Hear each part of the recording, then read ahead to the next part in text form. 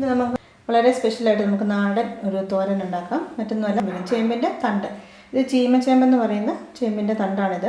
ഇതുപോലെ പച്ച കളറിലിരിക്കുന്ന തണ്ട് നൂല് ഇതിൻ്റെ പുറംതൊലി ഉണ്ടല്ലോ, ഞാനിങ്ങനെ വലിച്ച് കളഞ്ഞതിന് ശേഷം വെച്ചിരിക്കുന്നതാണ് ഈ ബാക്കി വലിയ തണ്ടുകളൊക്കെ. കത്തി കൊണ്ട് ഇങ്ങനെ ഒന്ന് പിടിച്ചു കഴിഞ്ഞാൽ ഇതിങ്ങനെ പോരും, പെട്ടെന്ന് തന്നെ പോരും.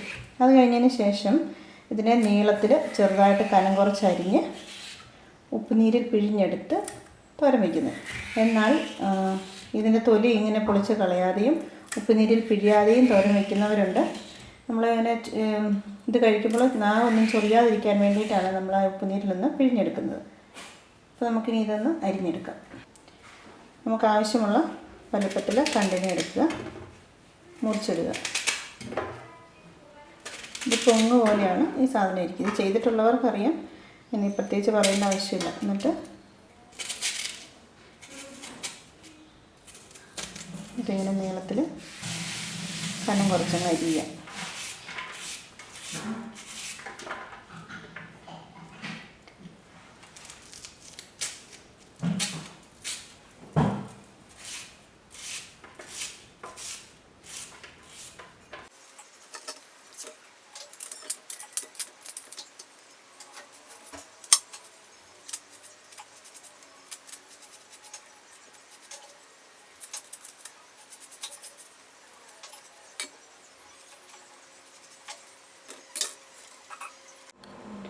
ഇതാണ് ചേമ്പിൻ്റെ തണ്ട് നമ്മൾ അരിഞ്ഞ് വെച്ചിരിക്കുന്നത്. ഇത് കൊത്തി അരിയുകയും ചെയ്യാം, ഇതുപോലെ നീളത്തിൽ കനം കുറച്ച് അരിഞ്ഞെടുക്കുകയും ചെയ്യാം.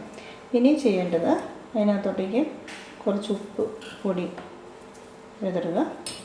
എന്നിട്ട് അതിനെ നന്നായിട്ട് കൈകൊണ്ട് തിരുമ്മി അതിൻ്റെ കുറേ നീര് പിഴിഞ്ഞ് കളയണം. കാരണം ചൊറിയാതിരിക്കാൻ വേണ്ടിയിട്ടാണ് അങ്ങനെ ചെയ്യുന്നത്. ചിലപ്പോൾ എല്ലാ ചേമ്പും ഒന്നും ചൊറിയല്ല. ഇത് ചീമച്ചേമ്പാണെങ്കിൽ പോലും ചില സമയത്ത് ഇതിന് നമ്മൾ അരിയുമ്പോൾ തന്നെ നമുക്ക് ചിലപ്പോൾ ചൊറിച്ചിൽ തോന്നാം.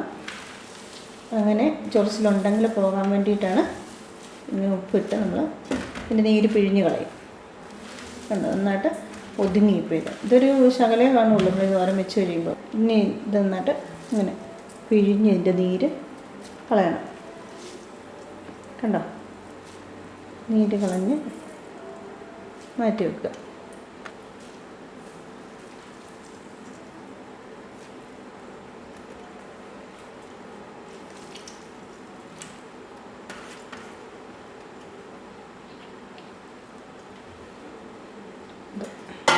കണ്ടോ, ഇത്രയും വെള്ളമുണ്ട് ഇതിനകത്ത്. ഇനി അത് ഉപ്പ് വെള്ളമാണ്, അതങ്ങ് കളയുകയും ചെയ്യാം. ഞാൻ കുറച്ചും കൂടി അരിഞ്ഞ് വെച്ച് എനിക്കിതുപോലെ തിരുമ്മി പിഴിയാനുണ്ട്. അതിന് ശേഷം അതിൻ്റെ ഇൻഗ്രീഡിയൻസ് ബാക്കിയൊക്കെ നമുക്ക് കാണാവുന്നതാണ്. അപ്പോൾ നമ്മൾ ആ ചേമ്പും തണ്ട് അരിഞ്ഞ് ഉപ്പും ചേർത്ത് നന്നായിട്ട് പിഴിഞ്ഞ് വെച്ചിരിക്കുകയാണിത്. ഇനി അതിനെ തോരൻ വയ്ക്കാനായിട്ട് ബാക്കി അതിൻ്റെ വേണ്ട ചേരുവകൾ നമുക്ക് നോക്കാം. തേങ്ങ ചിരകിയത്, നന്നായിട്ട് തേങ്ങ പൊതിഞ്ഞ് വേണം ഈ തോരനിൽ ഇരിക്കാനായിട്ട്. ഞാൻ ഇവിടെ തേങ്ങ ചിരകി എടുത്തിട്ടുണ്ട്. മഞ്ഞൾപ്പൊടി, കുറച്ച് ചെറിയ ഉള്ളി, വെളുത്തുള്ളി ഒരല്ലിയാണ്, അതിന് രണ്ടായിട്ട് പിളർന്ന് വെച്ചിരിക്കുന്നതാണിത്. പിന്നെ ഒരു 10 കാന്താരി മുളക്, ധാരാളം കറിവേപ്പില. ഇത് കുടംപുളിയാണ്. കുടംപുളീനെ ചെറിയ ഒരു കഷ്ണം എടുത്തിട്ട് ഞാൻ ചെറുതായിട്ടിങ്ങനെ മുറിച്ച് വെച്ചിരിക്കുന്നതാണിത്. ഇത് ചേർക്കാതിരിക്കുക. ഞാൻ നേരത്തെ പറഞ്ഞല്ലോ, നമ്മൾ ചേമ്പിൻ്റെ തണ്ട് അല്ലെങ്കിൽ താള് കറി വെക്കുന്ന സമയത്ത് നമുക്ക് ചിലപ്പോൾ ചൊറിച്ചിൽ തോന്നാം ഇത് കഴിക്കുന്ന സമയത്ത്. അപ്പോൾ അത് വരാതിരിക്കാൻ വേണ്ടിയിട്ടാണ് ഉപ്പുനീരോ അല്ലെങ്കിൽ ഉപ്പിൻ്റെ പൊടിയോ ഇട്ട് നമ്മൾ തിരുമ്മിയെടുക്കുന്നതും ഒരല്പം പുളി ചേർക്കുന്നതും. അതായത് തോരനയിലധികം പുളി തോന്നാൻ പാകത്തിന് വേണ്ട, വളരെ കുറച്ച് മാത്രം നമ്മൾ ചേർത്താൽ മതി. അപ്പോൾ ഇതിനകത്ത് ഉപ്പ് കാണിച്ചിട്ടില്ല. ഉപ്പ് കാണിക്കാത്തതിൻ്റെ കാരണം ഓൾറെഡി നമ്മൾ ഉപ്പിട്ട് തിരുമ്മി വെച്ചിരിക്കുന്നതാണ്. അതിന് ഉപ്പിൻ്റെ ടേസ്റ്റ് ഉണ്ടാവും. പോരാ എന്നുണ്ടെങ്കിൽ പിന്നീട് ചേർത്താൽ മതിയായി. ഇതിനകത്ത് കാണിക്കാത്ത ഇൻഗ്രീഡിയൻസ് ഇതിലേക്ക് വേണ്ടിയത് കടുക് തളിക്കാൻ ആവശ്യമായിട്ടുള്ള എണ്ണ, കടുക്, വറ്റൽമുളക്, പിന്നെ അതിനാവശ്യമായിട്ടുള്ള ചെറിയ ഉള്ളിയും കറിവേപ്പിലയും. അത്രയും സാധനങ്ങൾ ചേർത്ത് നമ്മൾ കടുക് താളിച്ചാണ് ഈ കറി തയ്യാറാക്കിയെടുക്കുന്നത്. അപ്പോൾ ഞാൻ ഇതിന് ഈ തോരന് ആവശ്യമായിട്ടുള്ള ഈ ഇൻഗ്രീഡിയൻസ്, ഈ അരപ്പുകളെല്ലാം കൂടെ ഒന്ന് ഒതുക്കിയെടുത്തുകൊണ്ട് വരാം. തീരെ പീര പോലെ കിടക്കുന്ന രീതിയിലല്ല, ഒരല്പം ഒരു വട്ടം ഒന്ന് കറക്കിയാൽ പോരാ. മിക്സിയിൽ ഒരു 2 വട്ടം ഒന്ന് കറക്കി ഇരിക്കുന്ന പരുവത്തിന് വേണം നമ്മൾ ഇതിൻ്റെ അരപ്പ് അരച്ചെടുക്കാൻ. അരച്ചു വന്നതിന് ശേഷം നിങ്ങളെ കാണിക്കാം. അപ്പോൾ തേങ്ങ കണ്ടോ, ഇത് ഒതുക്കല്ല, ഒരു ശകലം കൂടെ ഒന്നും അരിഞ്ഞിട്ടുണ്ട്. ആ പരുവത്തിന് തേങ്ങ അരച്ചെടുത്തു. പിന്നെ ഇത് കറിവേപ്പില, പുളി, ഇതെല്ലാം കൂടി നമുക്കിനി കടുക് തളിച്ച് അടുപ്പിലേക്ക് വയ്ക്കാം. ഞാനിവിടെ അടുപ്പിലൊരു പാന് ചൂടാവാനായിട്ട് വെച്ചിട്ടുണ്ട്. നന്നായി ചൂടായിട്ടിരിപ്പുണ്ട്. അതിലേക്ക് ഒരല്പം എണ്ണ ഒഴിക്കാം. കടുകിട്ട് പൊട്ടിക്കുക.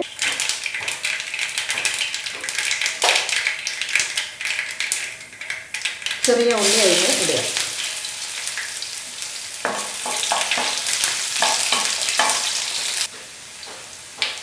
പച്ചമുളക് മുറിച്ചത്,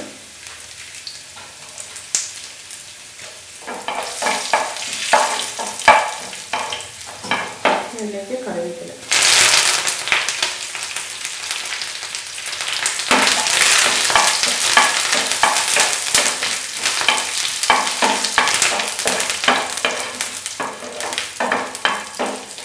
ഇനി അതിലേക്ക് നമ്മൾ അരച്ച് വെച്ചിരിക്കുന്ന അരപ്പ് ചേർക്കുക. അരപ്പിൻ്റെ കൊടുത്ത് നമ്മൾ എടുത്ത് വെച്ചിരിക്കുന്ന പുളിക്കഷ്ണം,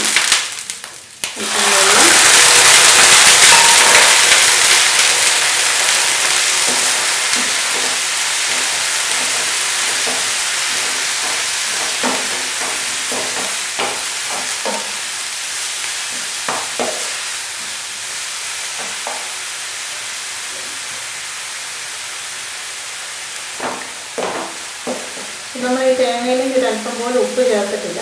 കാരണം നമ്മൾ ആ തിരുമ്മുമ്പോൾ ഉപ്പ് ചേർക്കുന്നത് കൊണ്ട് നമുക്കറിയത്തില്ല എത്രമാത്രം ഉപ്പ് അതിൽ പിടിച്ചിരിക്കുന്നുണ്ട്. അത് ഇളക്കിയതിന് ശേഷം നമുക്ക് പിന്നീട് ചേർത്താൽ മതി. ഒരല്പം പുളി എന്തെങ്കിലും പിടിക്കാൻ വേണ്ടിയിട്ടാണ് ഞാൻ വെള്ളം ഒഴിച്ച് ചേർത്തത്.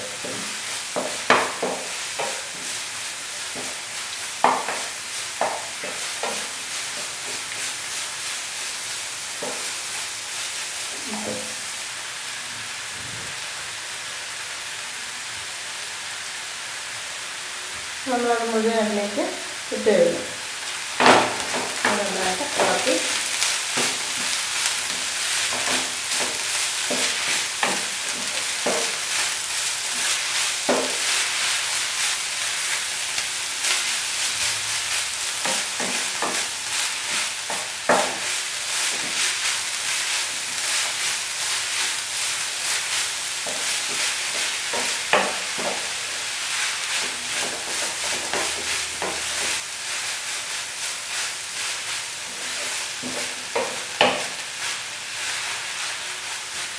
നിരത്തിയിട്ട് വേവിച്ചെടുക്കുക. നമ്മളിപ്പോൾ അത് മുപ്പം നോക്കിയപ്പോൾ ഉപ്പുണ്ടോ ഇല്ലെന്ന് കരപ്പെല്ലാം എല്ലായിടത്തും പിടിച്ചു.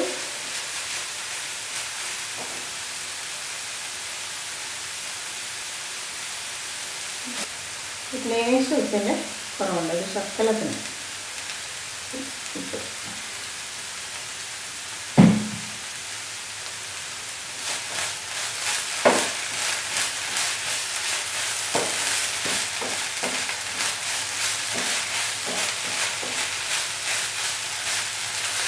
ഇത് കുഴഞ്ഞു പോകാതിരിക്കാൻ വേണ്ടിയിട്ടാണ് ഇങ്ങനെ വട്ടമുള്ള പാത്രത്തിൽ ഞാനിത് ഉണ്ടാക്കുന്നത്.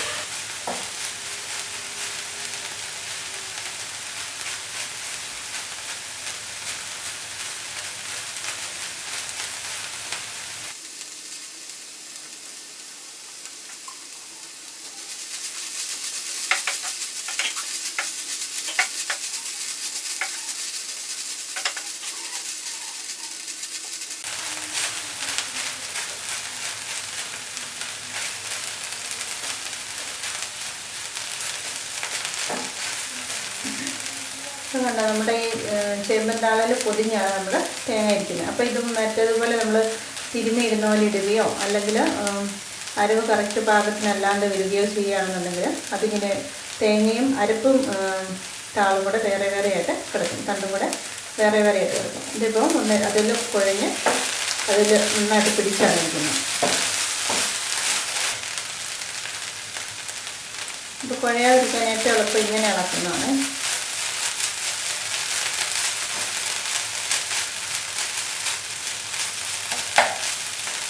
നിരത്തി നിരത്തി അങ്ങ് വയ്ക്കുക.